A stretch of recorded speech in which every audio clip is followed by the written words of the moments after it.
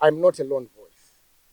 I'm not a man on his own agenda.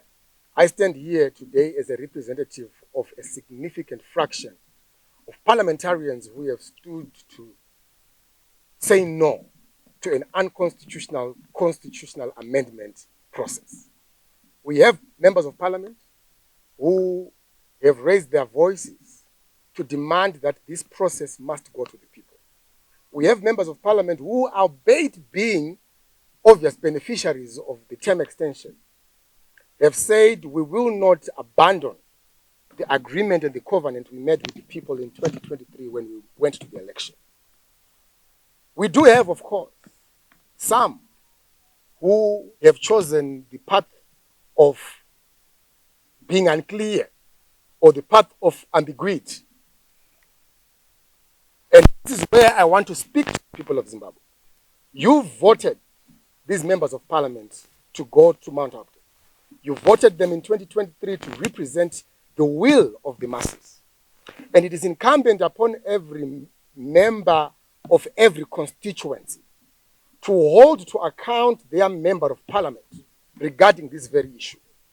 As we proceed, this petition will be taken to the constituencies by these members of parliament. If your member of parliament has not brought the petition to you, or has not brought the question of whether or not we must extend the term of office of the current president and the current parliament, it is incumbent upon you as the person who voted to go and ask your member of parliament. These members of parliament have said before, they don't live in these hotels in perpetuity.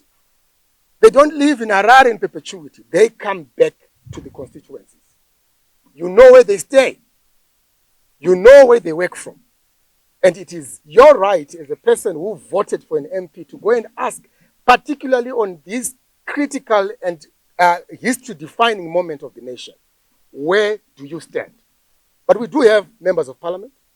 And also, Tony, we are in a moment of key political discourses for our country. Hence, there is also a lot of lobbying that is happening in parliament. And you will be surprised, and I state this as an element and a statement of fact, that there are members of parliament who belong to Zanu PF who do not subscribe to the term extension proposal. And part of my mandate, and part of my job, and part of the objectives I've been given under the Defend the Constitution platform is to engage those.